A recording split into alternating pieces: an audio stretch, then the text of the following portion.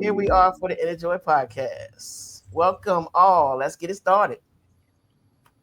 Hello, ladies. So today I want to tell y'all a little story. So, yesterday um, I was talking to a patient, and they were in crisis because they've been sober for 6 days, and they were craving to drink.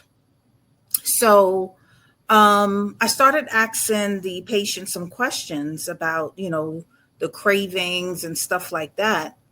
But what it boiled down to was the insight that he was able to gain from my questions, was that he didn't like being alone. Him being alone was triggering his need or want to pick up a beverage or go to his local bar. So after we talked some more, it was more so it was even bigger than the fact that he didn't want to be alone. He didn't have love for himself. Wow. He was lacking in self-love. And so it after I got off the call with him, I started thinking about this. When someone struggles with addiction, is it we tend to focus on the substance, whether it be drugs, whether it be alcohol, whatever. But really, it's not about the substance itself. It's about what is lacking On the that inside. causes them to pick up that substance. Because that substance is used as a coping mechanism, right? To fill a void. to fill a void, Exactly. right? And I think this is something that does not get talked about enough about, when someone struggles with self-love, when someone struggles with loneliness, when someone is constantly relying on other people to fill a void, right? Or relying on a substance to fill a void. How can they get back to the point where they find self-love for themselves? Right? And so this is not something that I could support him with in that moment, because this goes back to childhood, right? When we think about self-love, this is something that really hits deep. It really hits the core. So this is something that I think is a good thing for us to talk about today. Like, how were we able to find self-love, right? What journey did we go on in order to be able to find love for ourselves? So what do y'all think? So I'll Joy. go.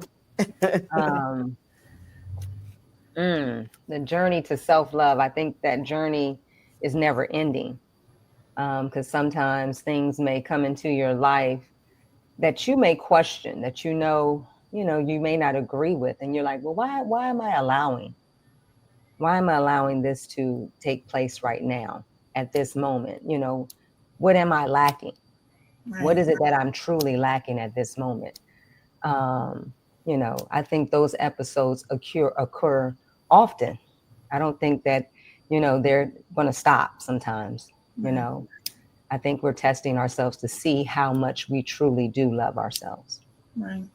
You know, And you hit something just now, because you talked about we allow certain people in our lives, and two, people that have a lack of self-love can be attracted to us because they see the self-love within us, right? Almost like a parasite. How a parasite latches on because it's in need of something, some, nourishment, whatever. Right? So same thing like in relationships, like how certain people would be attracted to us because we exude self-love, and then they end up draining us, right? Just like how a parasite would drain us, they end up draining us because they're taking so much from us. And then, we end up having to implement a boundary with them because we realize that they are draining us, to that point. Hmm. That hit home. That hit home. Yeah. Self love is to me it's the simple things. Um how you take care of yourself. Um how if you eat right, if you exercise, it's the little things. And if you do the little things, I find that the bigger things are easier. Um, but a lot of times we take so much for granted in with the simple things. For instance, just breathing air. You know what I mean? We take it for granted that we're gonna have that next breath. We take it for granted that we're gonna be here tomorrow. So sometimes it's just the little things that, if we did the little things, I think we'd have a lot more self-love when the bigger things come along, Right. because you're healthy at your core. Mm-hmm. You know what I mean? And that's why I'm always talking about the simple things, because it's the basics. When you don't have the basics, you start from here instead of at the bottom. Mm-hmm. And when you miss the bottom, then you don't have that foundation to build on, Right. because that's what it all comes from. Right. And I think that's extremely important. And a lot of people miss those basic steps, that foundational. And that's why things happen and bring them back down. And a lot of times we have to start all over, because, like you said, you can find other people that will come in and drain you of that, the love that you do have. So you've got to have that core, and that core has got to be strong. Right. Right. Yeah. And what you're talking about is the self-care part of it, Yes. right? Of the, Yes. the daily self-care, of being Yes. intentional about the self-care process, so that, you're not, and I don't want to sound cliche, but because so that you're not pouring from an empty cup, Exactly. So, No, you kind of that constantly, that is what most of us do. right, You know what I mean? Because we've been drained to that point, right, and you just sometimes you can't. I know my cousin, um, when her mom got sick and she had to take care of her, and I would, try to call and remind her every once in a while, hey, do something for yourself. Take the day off. Do something for yourself. You got to, because sooner or later, all that you try to do, you'll start to regret, because you haven't done anything for yourself. And you always have to keep doing things for yourself, because you'll deplete, and then you have nothing to really offer. And that's when the attitude comes in, and that kind of thing. And you right. always, Attitude, you want to resentment, come from a place of love. You don't want to come from, oh, I gotta do this and I'm tired of it. And you know what I mean? That kind of thing. So you always need to take time for yourself, because if you don't, then you will be pouring from an empty cup. And that's when all of those other problems will come about. And, one day you might look at yourself in the mirror and be like, I really don't like this person that I've become, because you haven't taken time for that self-care. So, yep, definitely. What you thinking about, Joy? No, I'm thinking that's a great start. When you're being intentional, say, hey, I'm going to get up. I'm going to make my bed every day. I'm going to give thanks every day. I'm going to stretch, and those are the things that you decide that you're going to do, and you stick to them. When things come into your thoughts, that's your spirit talking to you. Those are things that your spirit are telling you need to do in order for you to love on yourself, being able to listen to that voice, when it comes to just something that simple. Mm-hmm. Because I will tell you this too, as a person who has always done for themselves, basically, always had to do for myself. Sometimes it's hard to accept help from other people. And it's not that you don't think you're worth it, but it's that you don't trust, because you've had your feelings hurt or your heart broken before when you tried to do that. And that's also a part of self-love, is allowing others to do for you. right, um is very important, because we didn't come in this world by ourselves. We're not going, you know what I mean? Or we came into this world by ourselves, but we're here amongst others. And in order to be successful, you have to participate with other people. And you know somebody's always going to need some help. And I've been on one of those people who I just do it myself, you know what I mean, and rather not ask. And a lot of it's taken a lot for me over the years to be able to go, okay, you know what I mean? Somebody does something for you. It's like, wow, you know what I mean? Because I'm so used to doing everything for myself. mm-hmm. And it's it takes a lot. It takes a It's a lot. balancing act. It's Yeah, definitely a balancing act, you're used to that. And then it's also trust. it also comes from trust, allowing trust in somebody that they're going to do what they say they're going to do, and allowing them to do that and be that person.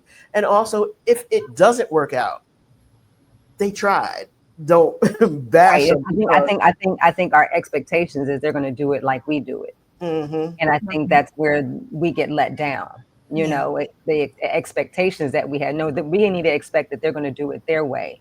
Right. But we also have to realize that the allowance puts us in a different energy. If we're constantly giving ourselves self-love, sometimes we don't know how to receive because we're in this giving motion. We're steadily giving, but we're not even in receivership. So when someone else comes to give us love, we can't even receive it at that moment. Exactly. So there's a balance in self-love, I think. Yeah. It's funny that you both said the thing too, right? As far as like allowing people to do for you, but then part of you doesn't allow it because you feel like they're not going to do it the way that you want them to do it, or the way you do it, thing, right? The way you do it, and then if they don't do it the way that you do it, then you're like, see, that's why I should have did it myself. Always looking for a reason to not accept the help, right? Exactly. Of like, so is that really self-love? Right. And that's something I would say in the last 3 years, I just started accepting help. Right. Because, part of it was just like the person that was so used to doing all the things, right, and doing it because I didn't want to get let down, but then also realizing that other people need to get their blessings from doing for you, right? Because it's reciprocal. Relationships are reciprocal, right? So exactly. they need to get their blessings from doing for you, and you shouldn't tell them no, right? Even if like someone wants to, you're at a restaurant and someone offers to pay the check and you're going back and forth, nah, it's okay. No, let them pay the check, right? It's okay to accept things like that. It's okay to accept gifts, things like that, because you can't always be the giver, because then like, resentment sets it, like, every time, I'm always doing this and they never even offered. Well, they haven't offered because you won't, every time they did offer, you said no. And so they stopped offering. Right. This is true. Right. The little things. Yeah, it's the little things. It's the little things. So, wow. And I'm guilty of that, because it's like, if I got it, I'm going to do it. You know what I mean? It's like, hey, come on, let's go such and such. Let's go do this. Let's go do this. Oh, I don't have the money. Don't worry about it. Come on, let's go. You know what I mean? And that's just my personality. And I don't mind doing it. Now, there have been things that I've done where I've also felt like, people try to take advantage of that as well. So you have to be careful in all of it. But you have to learn how to let people do for you as well. And sometimes it's difficult and sometimes it's easy. Like when I had my hip replacement, I had no choice. You know what I'm saying? I had no choice. You know what I mean? And sometimes I think it's the point. Yeah. Oh, go ahead, Joy. Yeah. No, I was like, sometimes it's our ego, wanting to have that control, and because we've been let down, and so we're using this as a control mechanism so that we don't get let down, so that we, but we have to go through these experiences right now, just like Lisa just brought out, she had no choice, because see, sometimes God is going to humble us. Right. That humility is going to be put in place for us to be like, hey, you need to bring it down a notch. Right. Exactly. The be still moment. Same difference of when that wave hit me and tore my ankle up, and the lifeguards had to pretty much carry me off the beach. But I tried to walk first. And they were like, no, come on. No, we're going to do this way. And I was like, well, I think, and I couldn't put any weight on my leg. I couldn't put any weight on my ankle. And I tried, you know what I mean? I did everything I could. And it's like, oh, thank goodness I got this upper body strength, because I can use this to help me. And it was like, no, you can lean on people, but you still got to have somebody on both sides of you to get you up out of here, out of this sand, and up these steps, and then up that hill. You know what I mean? And it's humbling. You know what I'm saying? It's like, okay, I give. you know what I mean? I give because I can't do it. And then I had to have somebody actually come in here when I got home and make sure I was okay, to get myself together and get it. Thank goodness I had the cane from when I had my hip replaced because, that helped me to be able to get around.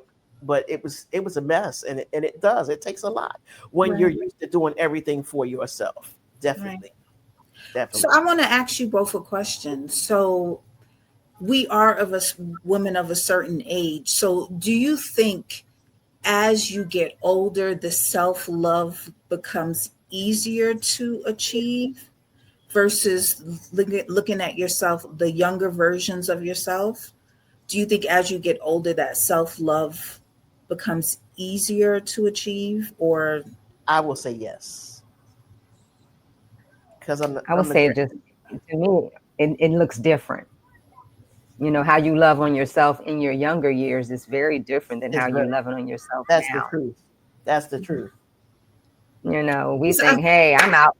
I took out. It's Friday. It's time for me to chill. It's time for me to relax. We thinking, out partying, doing these things is, self-love. Getting dressed up, going out shopping. All this is self-love. When you get to a certain age, certain things just change. Right now, self-love is a nap. Okay.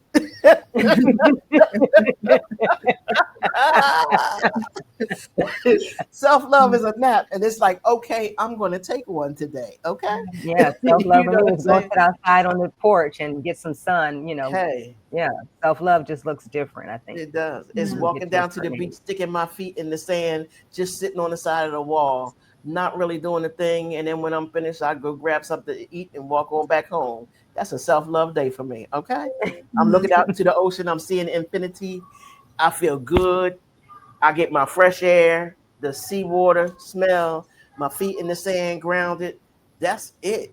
That's the answer. Somebody be like, "What did you do today?" I'll be like, "Nothing." Stuck my feet in the sand and looked at the ocean. That's it. Yeah, and I feel real good. You know what I'm saying? And that's a caring day for me. You know what I mean? And stress free and relaxed and chill. That's self-love. It don't take a whole lot. I'm going to speak for myself. In order for me to be intentional about the self-love, it had to come at a natural consequence. Okay. Meaning that things happened in my lifetime that I was like, why did you tolerate that? Why did you let that happen? Things, you wouldn't have been diagnosed with this thing if you had taken better care of yourself. So I think for me to get to the point now where self-love is, primary for me, it had to come at a natural consequence. With so many different things that's happened, things I tolerated, things that I put other people before myself, and stuff like that. And then I'm like, but where did I get me? You know what I'm saying? And so now I'm like, oh, hell no. Hell no. I got to take care of me first. Exactly. You know what I'm saying? I got to put myself first before I think about anybody else. Even my own child, even my own mama, I'm like, nah, you got to take care of yourself. So I'm just going to speak for myself on that aspect. It wasn't always like this. And so, I'm going to be totally transparent about that part of it. Yeah. And that's a natural progression because, same thing with me. Experiences in life with different people and how things move about. And all of a sudden, one day you go, hold up. It's got to be about me now. Right. Because you've given all you can give. Mm-hmm. You've done all you can do. And you look in the mirror and say, well, why didn't I do this? Why wasn't I taking care of me? And that's, I guess, a good thing to segue into why we're here today, because we hope that, and I hate to use the word hope, but we're giving the experiences out so that people will come to those conclusions earlier in life rather than later in life. The experiences that we have, at my age, I'm 63. We like to hope that, or should I say, we put it out there that people can grasp this in their late 20s and 30s, or really as teenagers even, so that they don't have to go through those hardships and come up with a hardship in order to put your foot down and say, hey, I'm not going to allow this anymore. I got to do me. And not from a selfish place, but from a place where you understand that you can't pour from an empty cup. You know what I mean? And that's the most important thing. And when we get to that point, life is so much better. Because don't you feel better? Yeah. Absolutely. You know what I mean? Don't you feel better? Don't you? And when you feel like you're taking care of yourself, you know what I mean? And not from a place of, I got to do everything for myself, but just putting yourself first. Right. Because a lot of times, we're taught, to do things for other people and that kind of thing. But we're not taught that self-love isn't selfish. You know what I mean? Mm-hmm. A lot of people, they think you're being selfish. No, you got to take care of yourself. You know what I mean? Before you can stop and take care of anybody else, you need to take care of yourself and make sure you have a firm foundation to go out here and do what you need to do. And even when you are trying to take care of other people, you have to understand where to stop and back up, because we always trying to catch people before they fall. And sometimes, or most of the time, we need to let them fall so that they can learn their lessons. Because when you stop people from falling, you stop them from learning their lessons. And that means they're going to make that same mistake again. That's what that means. And we are always trying to catch people before they fall. And you got to let them go. You got to let them learn the lesson. We are blocking people from learning lessons every time.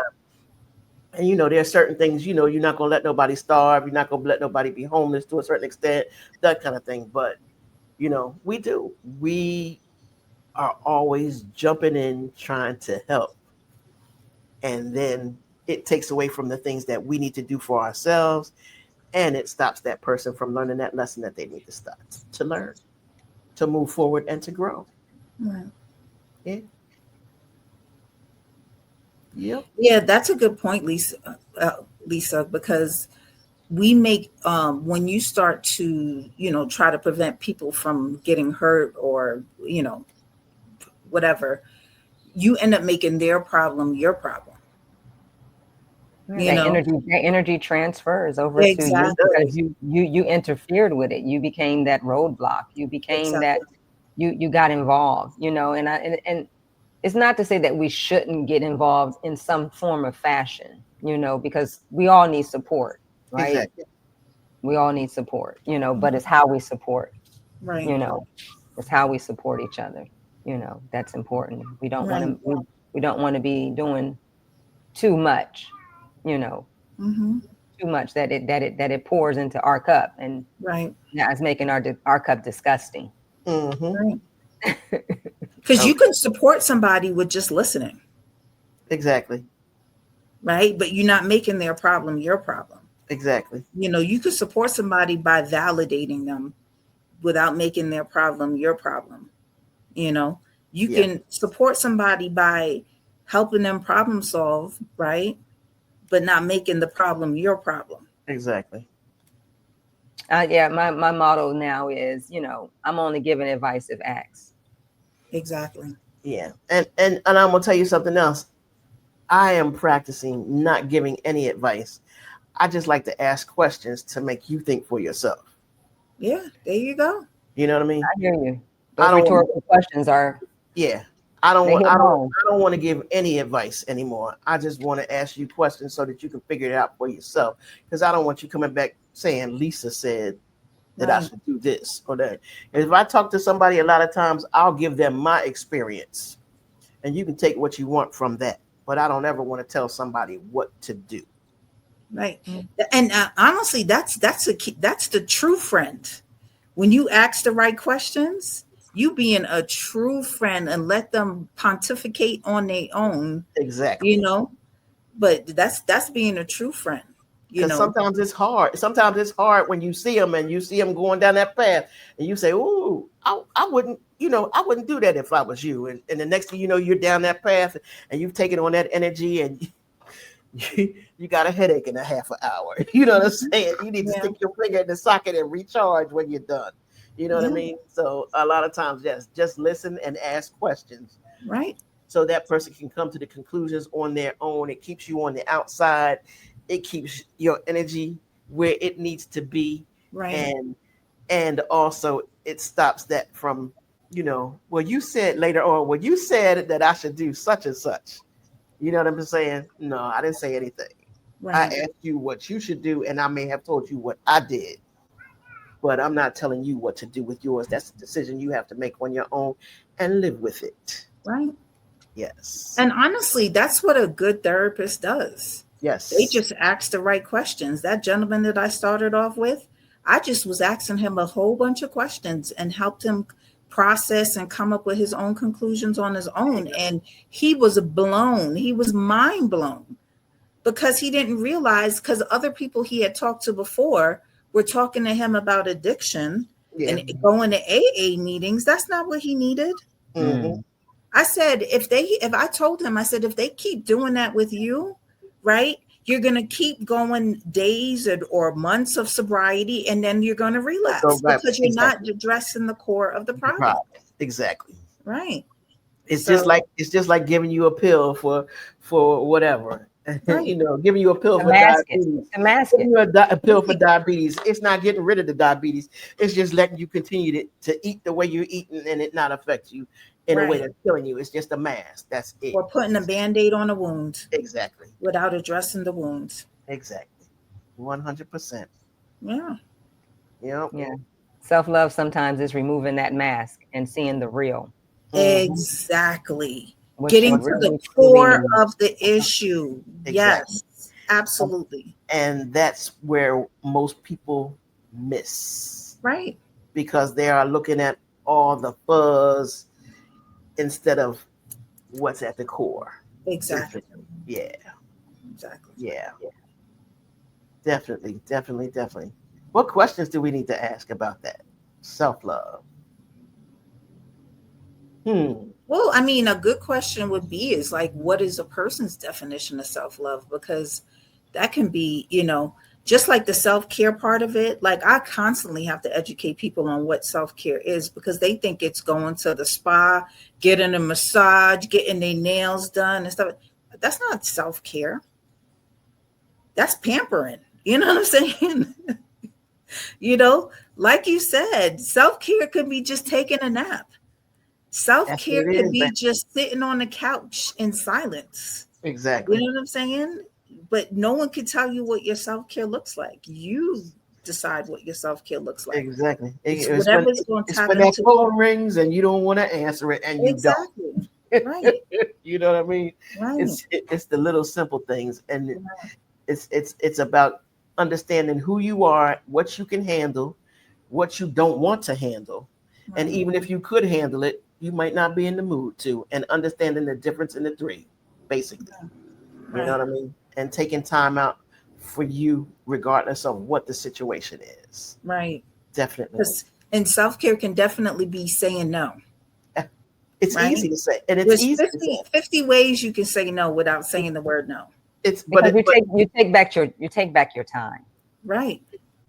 No is easy to say. No, right? It's so I'm taking back my time. No, I cannot. Right. Yes, I can take back my time. So you're not saying no, you're saying yes to you. Right. Mm-hmm. Exactly. Exactly. Yeah. And understanding the difference. You know what I mean? Mm-hmm. This is like this weekend on Saturday. I was supposed to go out to a pool party. And after Friday night hanging out and Saturday morning, I realized I cannot go out in this heat. I cannot. I'm dehydrated from yesterday and, it's too much. And as much as I wanted to be there, and it was an opportunity, a business opportunity as well. But I had to think about how I felt and what I was going to feel like if I went out there when the real field temperature was 106 degrees and I was already dehydrated. And I said, let me send them a message and let them know I don't think it's going to happen because today got to be about Lisa. Right. You know what I'm saying? And but sometimes, you push yourself to the, I told him I was coming. I got to make it. And then the next thing you know, you run down, you sick, you Right. you know what I mean? And it's just understanding, who you are, what you're capable of, and what's going to be best for you. Exactly. And a lot of times, I 10 years ago, I would have been there. You know what I mean? I would have been there. Now you know how to give yourself some grace. Baby, Mhm. do I ever? I didn't do know I what that meant. I never understood when people say, "Oh, give yourself some grace." I'm like, what does that mean? Mm-hmm. You know, Right. you know, Yep. I was, you don't I have you was don't have to be so hard on yourself. Why are you so exactly. hard? Why are you so rough and tough? Right. Because this was your experience that so-called, made you what you think you are. Right. Sometimes that's maybe not the approach you needed. Right. Mm-hmm. So I always say, like, before you say yes, you have to think about at what detriment are you saying yes to. Yes. What cost? What is the cost? Exactly. Right. Yeah. Exactly. What is the cost, baby? Right. Hmm. And it's important to understand because you are the one who's going to have to look yourself in the mirror the next day Right. or later that day and decide whether it was worth it or not. And that's how you learn the lesson. Right. That's how you learn the lesson. Should I have? Um, you know what I mean? Did that work for me?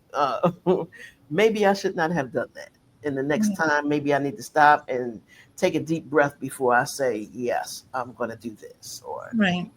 that kind of thing. Or, like I said, maybe it's a time thing. Maybe it's something that you could do part of the time, but not all of the time. You know what I mean? Mhm.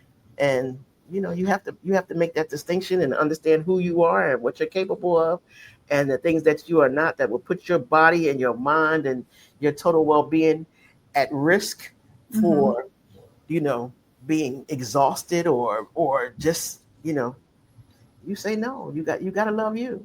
Right. If you don't love you, it's like, you ever watch people do things and it's detrimental to themselves, and then they'll come tell you that they love you, and I'm like, how can you love me and you don't love yourself? But that's a thing. That is a thing. I'll sit here and watch you day in and day out, you know what I mean, doing things that are terrible for your health and well-being, and then you talk about you love me. How can you? You don't even love yourself. You don't love yourself. And that's scary to me because a lot Mhm. of people do that and they don't realize it. They have no clue. And it's simple things. It's not major stuff. It's simple self-love things that they Right. don't do for themselves. And they Right. be like, oh yeah, love you. And I'll be like, I hope you ain't gonna love me like you love yourself. Right.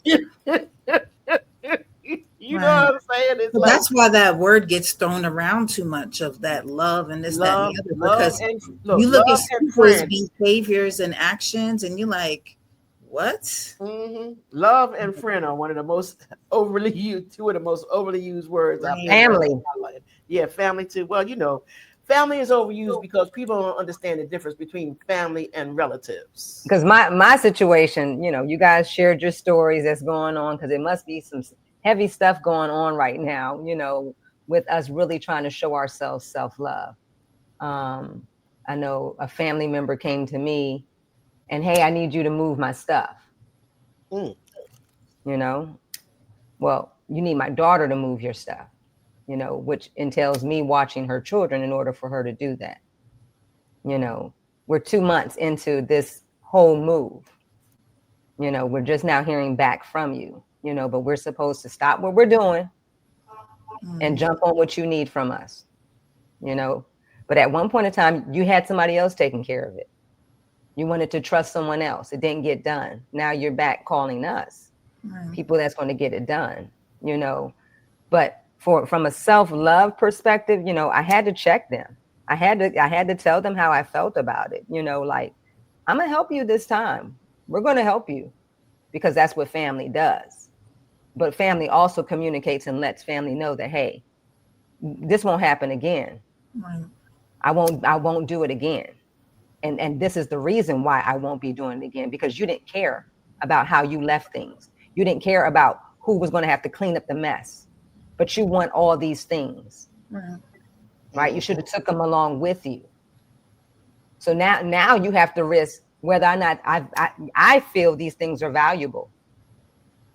Because now I'm going to make decisions amongst your personal items. Right. And whatever happens, it's a natural consequence, right? Because I'm not carrying, if you getting me to do something, I'm not going to carry junk.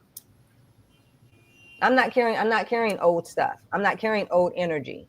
Mm-hmm. Especially because you got all these things, you accumulated all these items because you was in fear. So you think I'm going to put that in storage? You think I'm going to store up fear? Not this person here. So let me give you my disclaimer of when we come to help you out because you're not available. This is what's going to happen. Mm-hmm. So know who you're asking. And Joy, I think that's something that we should talk about on one of the episodes of like survival mode behaviors. Mm. Like Most definitely. Because that the hoarding and stuff like that, that's a survival mode behavior. Write that down. Write that down. That's a good topic, definitely. Right. Mm-hmm. Yeah. Right. So in order to love myself, I'm going to say what I need to say. Right. I'm not going to sit here and not say it. Just be prepared and know that this is the disclaimer because you're calling me and I would love to help, but this is how I can help. I'm not going to take any orders from you. This is how it's going to get done. Right. So if you don't want it done this way, go hire the people that quoted you $40,000. Right. Yeah. Okay. And I'm done with it. Yeah. I'm like, what about the scripture with Lot and his family? Lot let it all go. Mm-hmm. He kept it moving. That's actually self-love. It was self-love. He dropped everything. Listened to what his spirit was telling him. It resonated. Right. This place is about to be destroyed. Get out. Right. And he got gone. Right. You know these. You're familiar with this information. So what makes it different? Right. Modern times. Mm-hmm. That's the only thing that's going to change. Just the same scenarios. Mm-hmm. Sometimes you got to drop everything and let it go. Right. Exactly.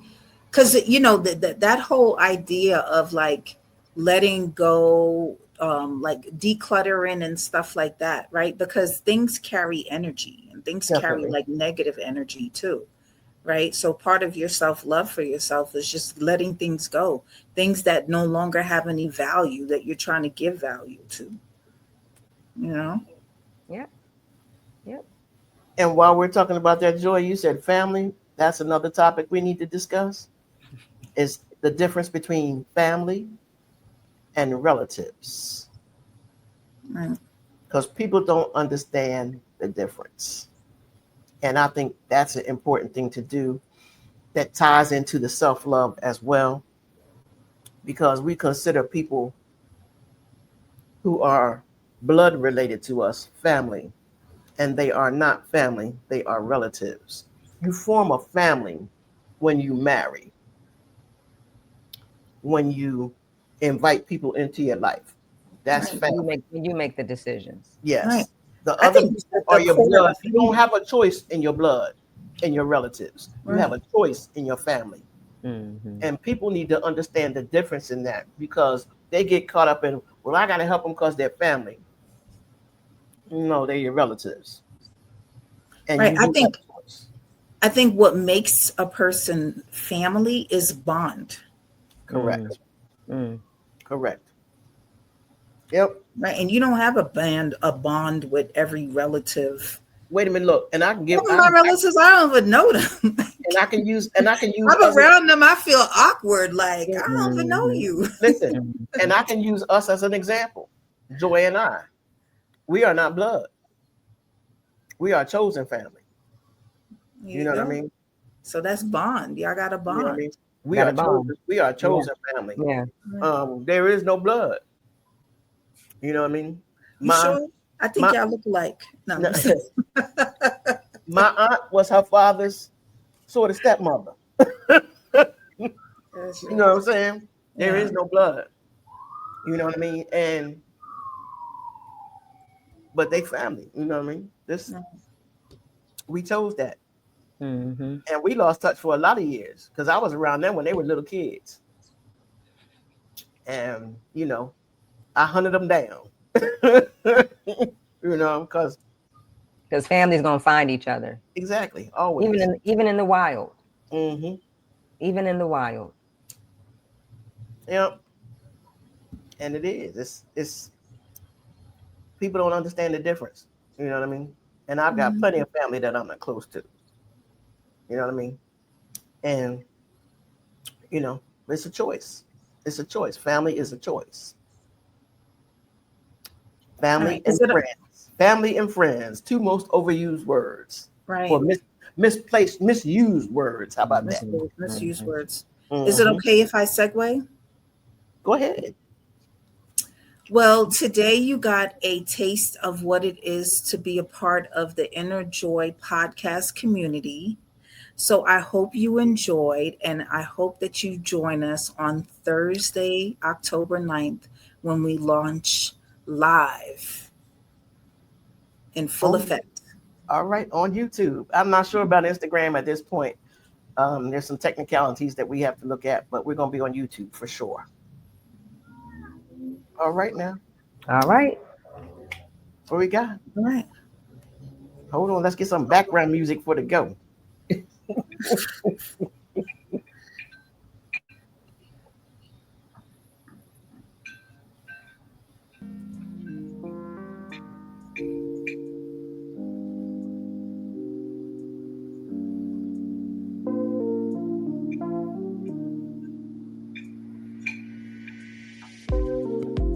We hope you enjoyed and enjoy the rest of your day. Peace. Not Peace. I was gonna say peace. No.